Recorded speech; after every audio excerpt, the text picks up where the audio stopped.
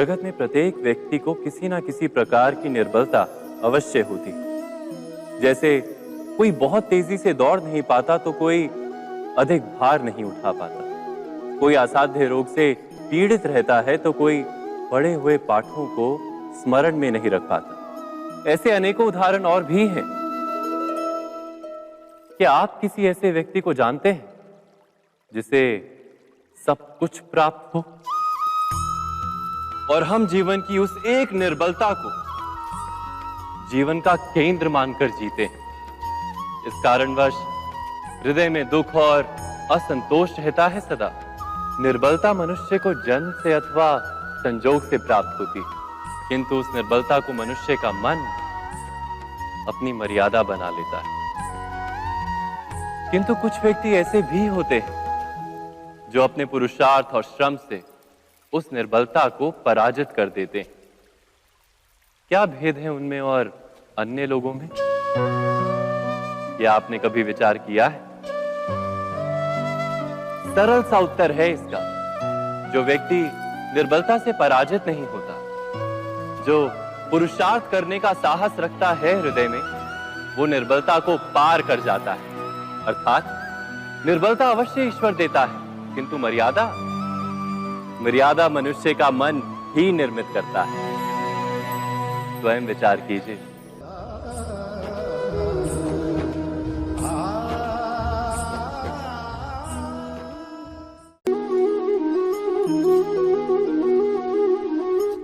भविष्य का दूसरा नाम है संघर्ष। हृदय में आज इच्छा होती है और यदि पूर्ण नहीं हो पाती तो हृदय भविष्य की योजना बनाता है। भविष्य में इच्छा पूर्ण होगी ऐसी कल्पना करता रहता है, किंतु जीवन ना तो भविष्य में है ना अतीत में। जीवन तो इस क्षण का नाम, अर्थात इस क्षण का अनुभव ही जीवन का अनुभव। पर हम ये जानते हुए भी इतना सा सत्य समझ नहीं पाते। या तो हम बीते हुए समय के स्मरणों को घेर कर बैठे रहते, या फिर आने वाले समय के लिए हम योजनाएं बनाते रहते हैं और जीवन जीवन बीत जाता है। एक सत्य यदि हम हृदय में उतार लें कि ना हम भविष्य देख सकते हैं, ना ही भविष्य निर्मित कर सकते हैं, हम तो केवल धैर्य और साहस के साथ भविष्य को आलिंगन दे सकते हैं, स्वागत कर सकते हैं भविष्य का। तो क्या जीवन का हर पल जीवन से नहीं भर जाएगा? स्वयं विचार कीजिए।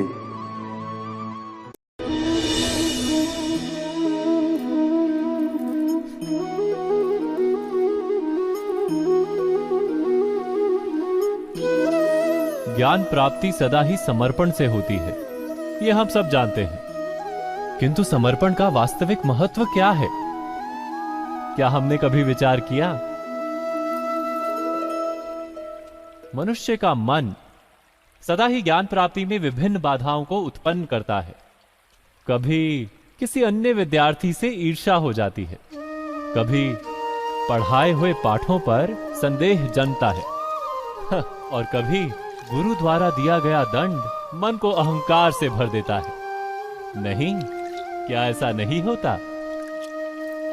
न जाने कैसे कैसे विचार मन को भटकाते हैं और मन की इसी अयोग्य स्थिति के कारण हम ज्ञान प्राप्त नहीं कर पाते। मन की योग्य स्थिति केवल समर्पण से निर्मित होती है। समर्पण मनुष्य के अहंकार का नाश करता है, ईर्ष्या, महत्वाकांक्षा आदि भावनाओं को दूर कर हृदय को शांत करता है और मन को एकाग्र करता है। वास्तव में ईश्वर की सृष्टि में ना ज्ञान की मर्यादा है ना ज्ञानियों की।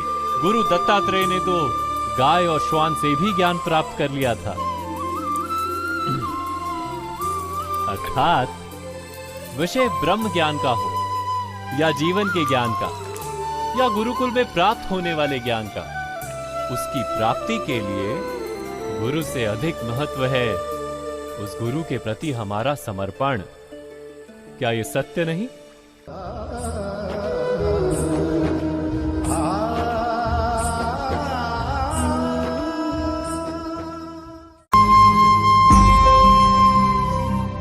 प्रत्येक मनुष्य के जीवन में ऐसा क्षण अवश्य आता है जब सारे स्वप्न, सारी आशाएं, सारे दृश्य ध्वस्त हो जाते हैं। जीवन के सारे आयोजन ही बिखर जाते हैं। एक और धर्म होता है और दूसरी ओर सुख। इसी को धर्म संकट कहते हैं। जब धर्म का वहन ही संकट हो और धर्म का त्याग ही सुख हो।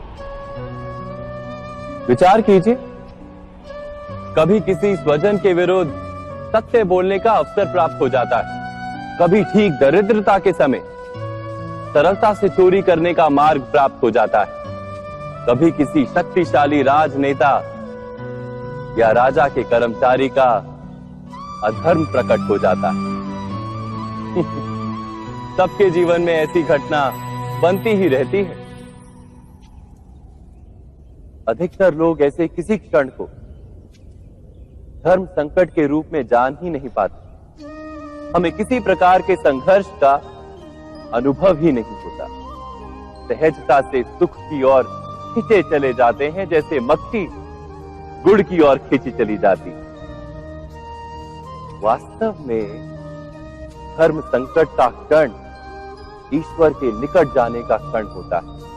यदि हम संघर्षों से भयभीत ना हो, सुख की ओर आकर्षित ना हो, अपने धर्म पर दृढ़ रहे, तो ईश्वर का साक्षात्कार दूर नहीं।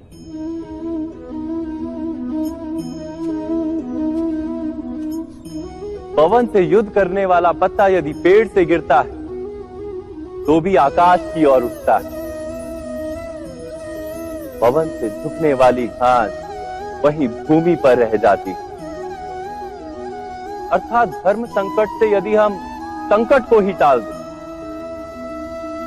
तो सुख तो मिलता है, जीवन बढ़ता है, किंतु क्या चरित्र नहीं टूटता? क्या आत्मा दरिद्र नहीं हो जाती?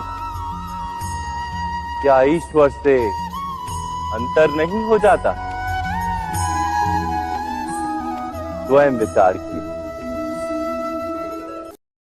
दो व्यक्ति जब निकट आते हैं तो एक दूसरे के लिए सीमाएं और मर्यादाएं निर्मित करने का प्रयत्न अवश्य करते हैं। हम यदि सारे संबंधों पर विचार करें तो देखेंगे कि इन सारे संबंधों का आधार यही सीमाएं हैं जो हम दूसरों के लिए निर्मित करते हैं।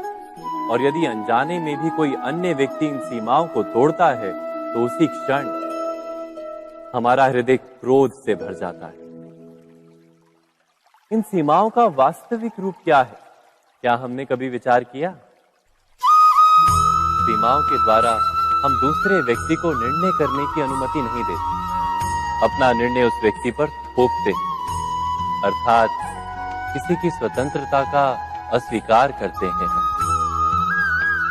और जब स्वतंत्रता का अस्वीकार किया जाता है तो उसका हृदय दुख से भर जाता है।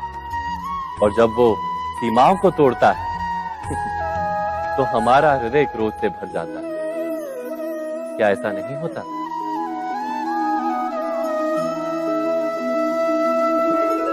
पर यदि एक दूसरे की स्वतंत्रता का सम्मान किया जाए तो किसी मर्यादाओं या सीमाओं की आवश्यकता ही नहीं होती। अर्थात जिस प्रकार स्वीकार किसी संबंध का देह है, क्या वैसे ही स्वतंत्रता किसी संबंध की आत्मा नहीं? स्वयं विचार कीजिए। सबके जीवन में ऐसा प्रसंग अवश्य आता है कि सत्य कहने का निश्चय होता है हृदय में, किंतु मुख से सत्य निकल नहीं पाता। कोई भय मन को घेर लेता है। किसी घटना अथवा प्रसंग के बारे में बात करना या फिर स्वयं से कोई भूल हो जाए उसके बारे में कुछ बोलना, क्या ये सत्य है? नहीं, ये तो केवल तथ्य है। अर्थात जैसा हुआ था वैसा केवल बोल देना सामान्य सी बात। किंतु कभी कभी उस तथ्य को बोलते हुए भी भय लगता है। कदाचित किसी दूसरे की भावनाओं का विचार आता है मन। दूसरे को दुख होगा ये भय भी शब्दों को रोकता है। तो ये सत्य क्या है? क्या हमने कभी विचार किया है? जब भय रहते हुए भी कोई तथ्य बोलता है तो वो सत्य कहलाता है। वास्तव में सत्य कुछ और नहीं, केवल निर्भयता का दूसरा नाम है। और निर्भय होने का कोई समय नहीं होता, क्योंकि निर्भयता आत्मा का स्वभाव है। अर्थात क्या प्रत्येक क्षण सत्य बोलने का क्षण नहीं होता?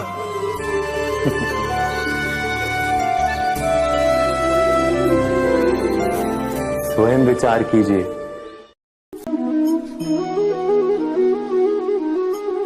श्रेष्ठता का क्या अर्थ है? श्रेष्ठता का अर्थ है दूसरों से अधिक ज्ञान प्राप्त करना।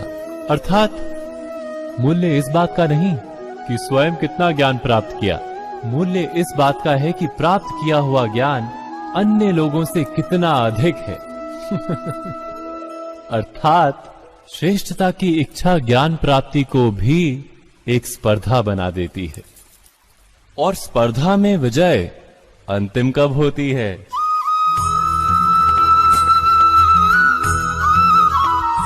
कुछ समय के लिए तो श्रेष्ठ बना जा सकता है, किंतु सदा के लिए कोई श्रेष्ठ नहीं रह पाता। फिर वही असंतोष, पीड़ा और संघर्ष जन्म लेता है। किंतु श्रेष्ठ बनने के बदले यदि उत्तम बनने का प्रयत्न करें तो क्या होगा? उत्तम का अर्थ है कि जितना प्राप्त करने योग्य है वो सब प्राप्त करना, किसी से अधिक पाने की इच्छा से नहीं, मात्र आत्मा की तृप्ति हेतु कुछ प्राप्त करना। उत्तम के मार्ग पर किसी अन्य से स्पर्धा नहीं होती, स्वयं अपने आप से स्पर्धा होती है। अर्थात उत्तम बनने का प्रयत्न करने वाले को देर अबेर सारा ज्ञान प्राप्त हो जाता है, बिना प्रयत्न के ही वो श्रेष्ठ बन जाता है। किंतु जो श्रेष्ठ बनने का प्रयत्न करता है वो श्रेष्ठ बने या ना बने, उत्तम कभी नहीं बन पाता।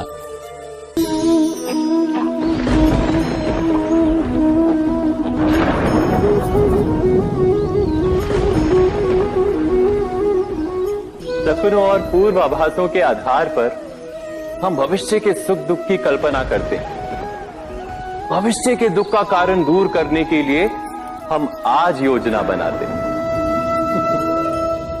किंतु कल के संकट को आज निर्मूल करने से हमें लाभ मिलता है या हानि पहुंचती है?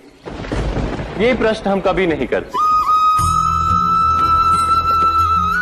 सत्य तो ये है कि संकट और उसका निवारण साथ जन से, व्यक्ति के लिए भी और सृष्टि के लिए भी। नहीं, आप अपने भूतकाल का स्मरण कीजिए, इतिहास को देखिए। आप तुरंत ही ये जान पाएंगे कि जब जब संकट आता है तब तब उसका निवारण करने वाली शक्ति भी जन्म लेती है। यही तो जगत का चलन है। वस्तुतः संकट ही शक्ति के जन्म का कारण है। प्रत्येक व्यक्ति जब संकट से निकलता है तो एक पद आगे बढ़ा होता है, अधिक चमकता है, आत्मविश्वास से अधिक भरा होता है, न केवल अपने लिए अपितु विश्व के लिए भी। क्या ये सत्य नहीं? वास्तव में संकट का जन्म है एक अवसर का जन्म, अपने आप को बदलने का, अपने विचारों को ऊंचाई पर करने का अवसर, अपनी आत्मा को बलवान और ज्ञान मंडित बनाने का अवसर। जो ये कर पाता है उसे कोई संकट नहीं होता, किंतु जो ये नहीं कर पाता वो तो स्वयं एक संकट है विश्व के लिए। विचार कीजिए।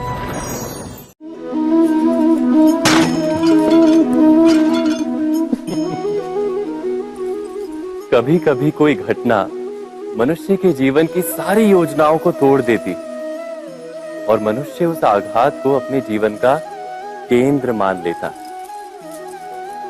पर क्या भविष्य मनुष्य की योजनाओं के आधार पर निर्मित होते हैं? नहीं। जिस प्रकार किसी ऊंचे पर्वत पर सर्वप्रथम चढ़ने वाला उस पर्वत की तलाई में बैठकर जो योजना बनाता है, क्या वही योजना उसे उस पर्वत की चोटी तक पहुंचाती है? नहीं। वास्तव में वो जैसे जैसे ऊपर चढ़ता है वैसे वैसे उसे नई नई चुनौतियां, नई नई विडंबनाएं, नए नए अवरोध मिलते हैं। प्रत्येक पद पर वो अपने अगले पद का निर्णय करता है। प्रत्येक पद पर उसे अपनी योजनाओं को बदलना पड़ता है। कहीं पुरानी योजना उसे खाई में ना ढकेल दे। वो पर्वत को अपने योग्य नहीं बना पाता, केवल स्वयं को पर्वत के योग्य बना सकता है। क्या जीवन के साथ भी ऐसा ही नहीं? जब मनुष्य जीवन में किसी एक चुनौती को, एक अवरोध को अपने जीवन का केंद्र मान लेता है, अपने जीवन की गति को ही रोक देता है, तो वो अपने जीवन में सफल नहीं बन पाता और ना ही सुख और शांति प्राप्त कर पाता। अर्थात जीवन को अपने योग्य बनाने के बदले स्वयं अपने को जीवन के योग्य बनाना ही सफलता और सुख का एकमात्र मार्ग नहीं। स्वयं विचार कीजिए।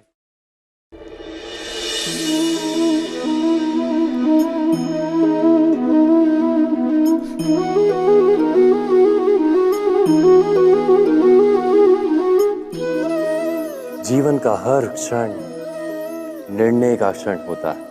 प्रत्येक पद पर दूसरे पद के विषय में कोई निर्णय करना ही पड़ता है और निर्णय अपना प्रभाव छोड़ जाता है।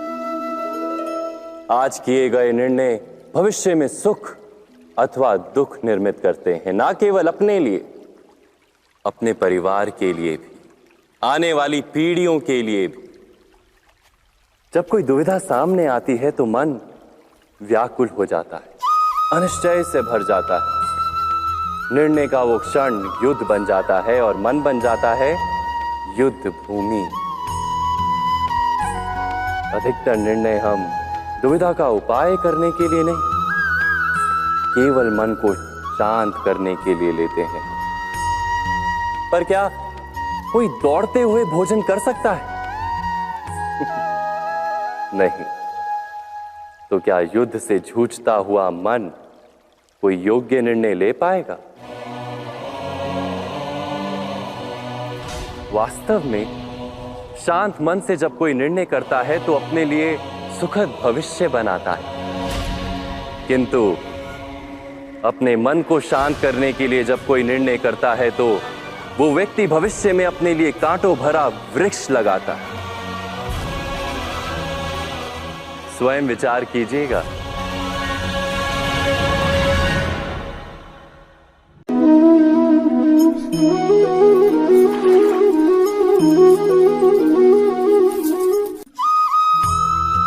जीवन में आने वाले संघर्षों के लिए जब मनुष्य स्वयं को योग्य नहीं मानता, जब उसे अपने ही बल पर विश्वास नहीं रहता, तब वो सद्गुणों को त्याग कर दुर्गुणों को अपनाता है। वस्तुतः मनुष्य के जीवन में दुर्जनता जन्म ही तब लेती है जब उसके अंतर में आत्मविश्वास नहीं होता।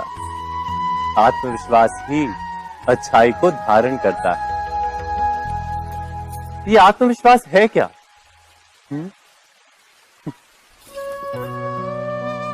जब मनुष्य ये मानता है कि जीवन का संघर्ष उसे दुर्बल बनाता है, तो उसे अपने ऊपर विश्वास नहीं रहता। वो संघर्ष के पार जाने के बदले संघर्ष से छूटने के उपाय ढूंढने लगता है। किंतु जब वो ये समझता है कि ये संघर्ष उसे अधिक शक्तिशाली बनाते हैं, ठीक जैसे व्यायाम करने से देह की शक्ति बढ़ती, तो प्रत्येक संघर्ष के साथ उसका उत्साह बढ़ता है। अर्थात आत्मविश्वास और कुछ भी नहीं, मन की स्थिति, जीवन को देखने का दृष्टिकोण मात्र है। और जीवन का दृष्टिकोण तो मनुष्य के अपने वश में होता है।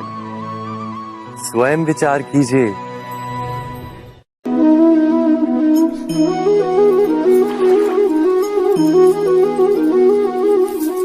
पिता सदा ही अपने संतान के सुख की कामना करते, उनके भविष्य की चिंता करते रहते। इसी कारणवश सदा ही अपने संतानों के भविष्य का मार्ग स्वयं निश्चित करने का प्रयत्न करते रहते। जिस मार्ग पर पिता स्वयं चला है, जिस मार्ग के कंकर पत्थर को स्वयं देखा है, मार्ग की छाया, मार्ग की धूप को स्वयं जाना है, उसी मार्ग पर उसका पुत्र भी चले, यही इच्छा रहती है हर पिता की। निस्संदेह उत्तम भावना है ये, किंतु 3 प्रश्नों के ऊपर विचार करना हम भूल ही जाते हैं। कौन से प्रश्न? प्रथम प्रश्न, क्या समय के साथ प्रत्येक मार्ग बदल नहीं जाते? क्या समय सदा ही नई चुनौतियों को लेकर नहीं आता? तो फिर बीते हुए समय के अनुभव नई पीढ़ी को किस प्रकार लाभ दे सकते हैं? दूसरा प्रश्न, क्या प्रत्येक संतान अपने माता पिता की छवि होता है? हाँ, संतानों को संस्कार तो अवश्य माता पिता देते हैं, किंतु भीतर की क्षमता तो ईश्वर देते हैं। तो जिस मार्ग पर पिता को सफलता मिली है, विश्वास है कि उसी मार्ग पर उसकी संतानों को भी सफलता और सुख प्राप्त होगा। तीसरा प्रश्न, क्या जीवन के संघर्ष और चुनौतियां लाभकारी नहीं होती? क्या प्रत्येक नया प्रश्न एक नए उत्तर का द्वार नहीं खोलता? तो फिर संतानों को नए नए प्रश्नों, संघर्षों और चुनौतियों से दूर रखना, ये उनके लिए लाभ करना कहलाएगा या हानि पहुंचाना?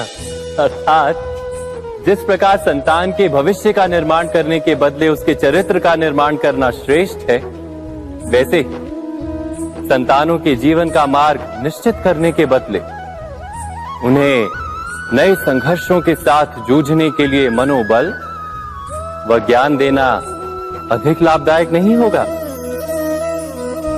स्वयं विचार कीजिए। मनुष्य की सबसे बड़ी दुर्बलता क्या होती है? सोचिए।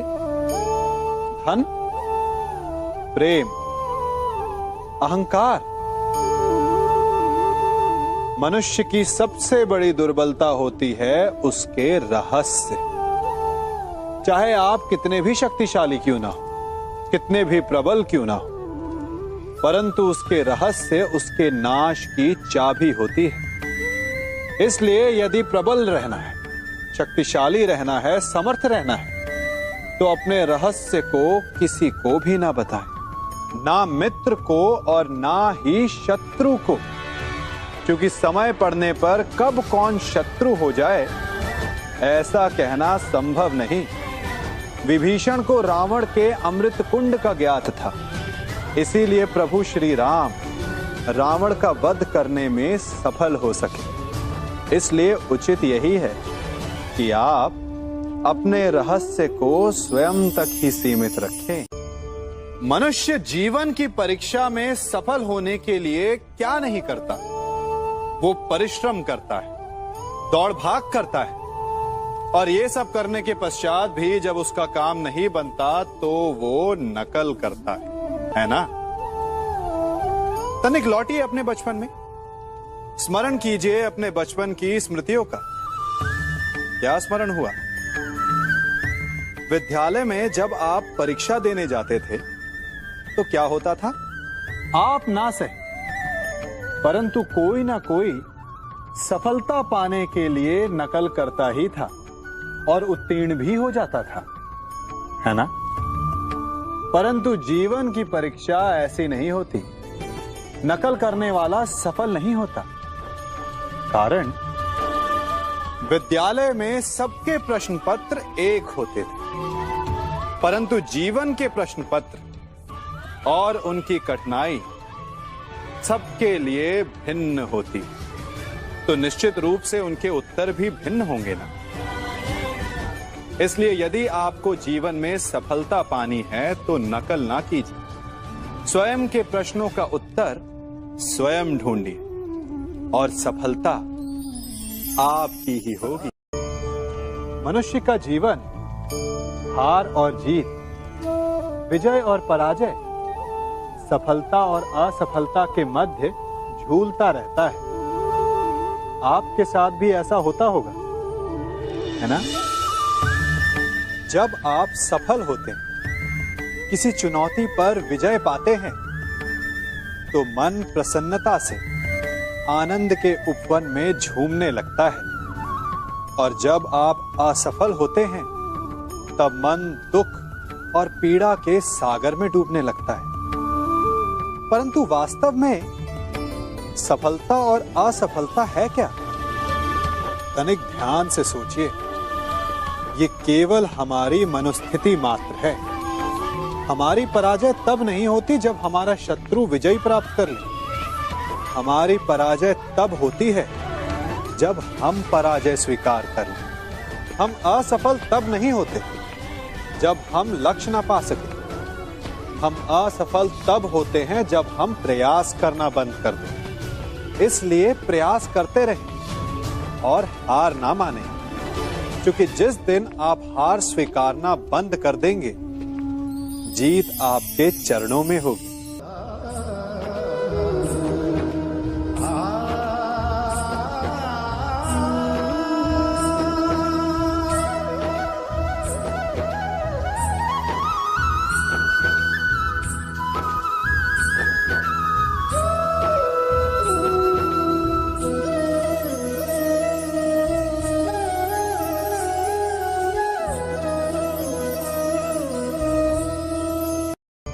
आप सबने बरगद के वृक्ष को तो देखा ही होगा।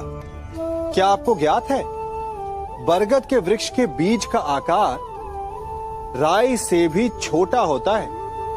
परंतु बरगद का वृक्ष संसार के महाकाय वृक्षों में जाना जाता है। जब उसका जन्म होता है, तब उसमें वो जटाएं, वो शाखाएं नहीं होती। परंतु जैसे जैसे उसका विस्तार होता है, जैसे जैसे वो अधिक शाखाओं का भार उठाता है, अधिक पत्तियों का सृजन करता है, वैसे वैसे उसकी शाखाएं जटाएं बनकर जड़ तक पहुंचती है और इस वृक्ष को सहारा देती है। ये जीवन का बहुत महत्वपूर्ण पथ है। बिना लोभ लालच शुभ कार्य करें, अन्य लोगों की सहायता करें। धीरे धीरे आपने जिनकी सहायता की, वो आपके सहायक बनते जाएंगे, आपकी जड़ों को और बलशाली बनाएंगे, आयु मान और आकार बढ़ाएंगे। सहजीवन, सहायता और निष्काम कर्म आपको मृत्यु के पश्चात भी मरने नहीं देगा, आपको अमर रखेगा। हमारा शरीर प्रकृति का एक महान आविष्कार है। इससे जटिल संरचना संसार में और कोई नहीं। हमारा शरीर जितना जटिल है, यदि इसे ठीक से जाना जाए, तो इससे अधिक सरल ज्ञान देने वाला और कोई नहीं।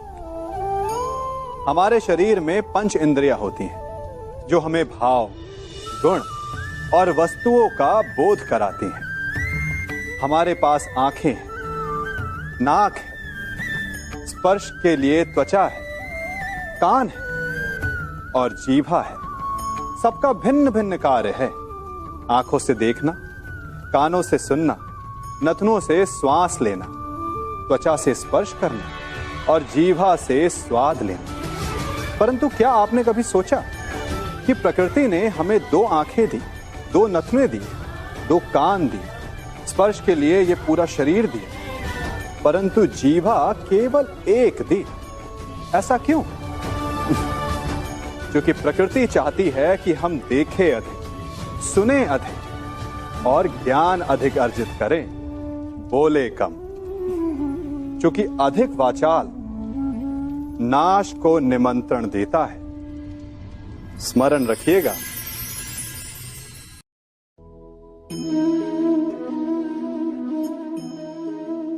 ये सदा यही कहते आए कि यदि आगे बढ़ना है तो अपनों का साथ दो। सत्य कहते हैं, अपनों का साथ देना ही चाहिए। परंतु साथ देने से पूर्व ये अवश्य पहचान लेना चाहिए कि अपने हैं कौन। क्या अपने वही होते हैं जिनके साथ हमारा रक्त संबंध होता है, या अपने मित्र? अपने वो होते हैं जो हमें सद्कार्य के लिए प्रेरित करें, हमें आगे बढ़ाएं, हमारा साथ दें। और वो जिनका साथ देने से समाज का नाश, धर्म की हानि हो, वो सगे हो करके भी सगे नहीं होते। इसलिए जब अपनों की परिभाषा का चुनाव करें तो उन्हें अपना माने जो आपका साथ दे, उन्हें नहीं जो हमें अज्ञान के मार्ग पर ले जाएं।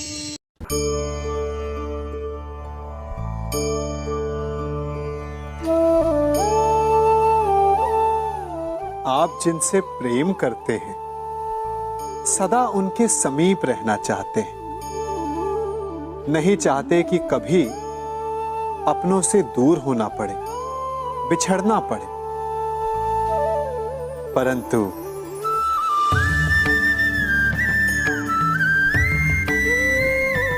एक समय के पश्चात अपनों से दूर हो जाना उन्नति के लिए आवश्यक है। आप माता पिता हैं ना, यदि आप अपनी संतान के जीवन के हर पग पर उनका मार्गदर्शन करते रहेंगे तो आपकी संतान स्वयं मार्ग चुनना कैसे सीखेगी, मार्ग के कांटों से स्वयं को बचाना कैसे सीखेगी। इसीलिए एक समय के पश्चात अपनों से बनाई गई दूरी सदा लाभदायक रहती है। आज मैं आप सबको एक कथा सुनाता हूं। एक दिन प्रातः एक व्यापारी अपने घर से निकला। घर से निकलते ही एक बिल्ली ने उस व्यापारी का मार्ग काट दिया। व्यापारी घबरा गया, वो फिर से घर लौट गया और शुभ घड़ी की प्रतीक्षा करने लगा। और जब वो पुनः अपने घर से निकला तब वो वाहन जा चुका था जिससे राजा तक पहुंचकर उसे भेंट देनी थी। राजा को भेंट नहीं मिली, राजा क्रोधित हो गए। राजा ने उस व्यापारी का व्यापार बंद करवा दिया। इस कारण व्यापारी क्रोधित होकर घर पर अपनी पत्नी से लड़ बैठा। पत्नी अपने बच्चों समेत मैके वापस चली गई और उस व्यापारी के जीवन में यदि कुछ रह गया था तो केवल अंधकार। और इन सब का कारण वो उस बिल्ली को मानता रहा जिसने उसका मार्ग काटा था। ऐसा ही एक दूसरा व्यापारी राजा को भेंट देने निकला और उस व्यापारी का मार्ग भी एक बिल्ली ने काट दिया। वो व्यापारी तनिक घबराया, परंतु उसने आगे बढ़ना अधिक उचित समझा। राजा तक वो समय पर पहुंचा। उसने राजा को भेंट दी। राजा प्रसन्न हुए और राजा ने व्यापारी को अपना व्यापार बढ़ाने की अनुमति दी, स्वर्ण आभूषण दी। जब व्यापारी घर पर पहुंचा तो पत्नी को आभूषण और अपने बच्चों को देने के लिए वस्त्र थे उसके पास। हर ओर प्रसन्नता थी। समझ रहे हैं ना, दोनों के साथ एक ही प्रकार की घटना हुई, परंतु दोनों की प्रतिक्रिया भिन्न थी। ऐसा ही हमारा जीवन भी है। हमारे जीवन में प्रारब्ध का अपना स्थान है, परंतु उससे कई अधिक महत्वपूर्ण हमारी प्रतिक्रिया, हमारे सोच का प्रभाव है, क्योंकि यही हमारे जीवन को आकार देते हैं। इसलिए अपनी सोच को सकारात्मक रखिए। आपका जीवन सदैव आनंदमय।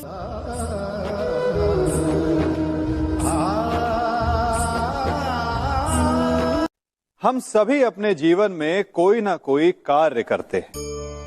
कार्य करते हैं तो थकान की अनुभूति होती है, और यदि थकान ना उतरे तो कार्य करने का मन नहीं करता। हम आशा करते हैं कि कदाचित एक दिन में 24 के स्थान पर 26 घंटे होते तो आराम करने के लिए हमें और अधिक समय मिल जाता। हमें ऐसा अनुभव होता है कि हम बहुत अधिक कार्य कर रहे हैं, है ना? परंतु क्या आपने कभी सोचा है कि जो लोग संसार में सफल हैं, उनके पास भी सफल होने के लिए दिन में केवल 24 घंटे थे। तो फिर वो सफल क्यों है? इसका एक छोटा सा रहस्य है। वो कार्य चुनते हैं जो उन्हें प्रिय है, जिसे करने में उन्हें आनंद आता है। उन्हें लगता ही नहीं कि वो कार्य कर रहे हैं, उन्हें लगता है कि वो प्रतिपल आनंद मना रहे हैं। और जब आप आनंद मनाते हैं तो थकान कैसी?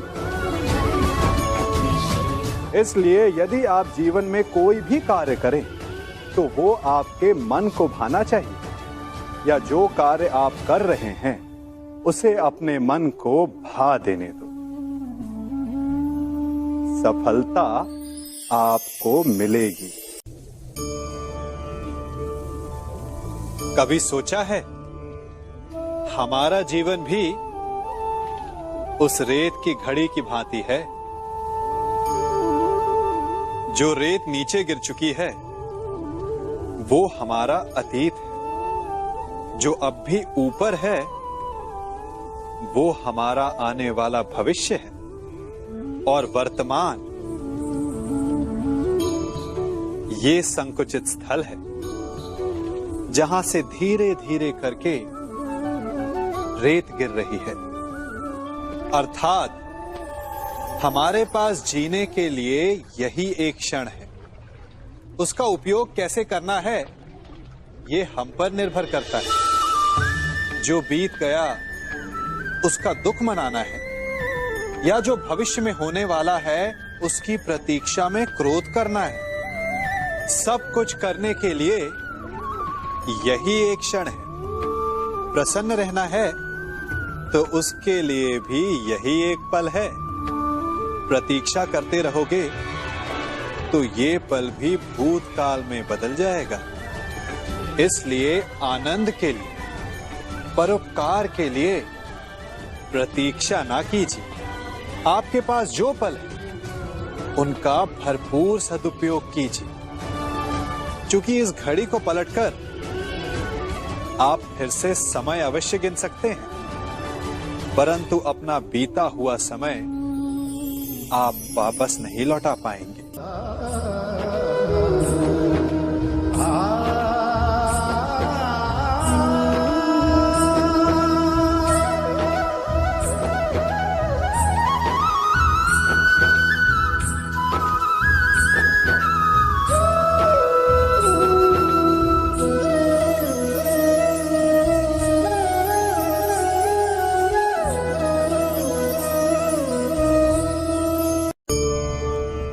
मनुष्य भी बड़ा विचित्र प्राणी है।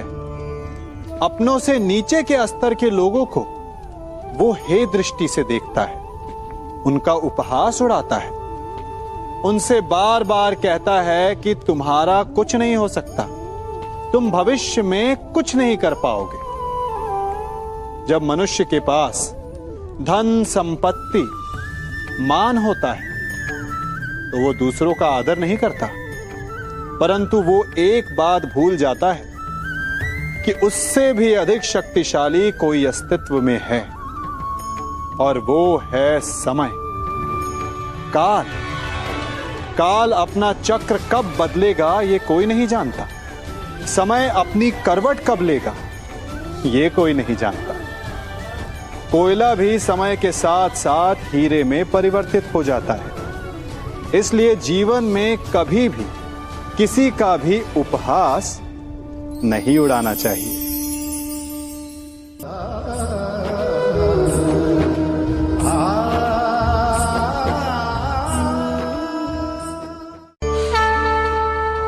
गर्व, अभिमान और अहंकार, ये तीनों सुनने में एक जैसे लगते हैं, परंतु तीनों का अर्थ भिन्न होता है और परिणाम भी। तीनों का आरंभ प्रेम से होता है। स्वयं से प्रेम, परिश्रम हमारे मन में गर्व को जन्म देता है और सफलता अभिमान जगाती है। यहां तक ठीक है, परंतु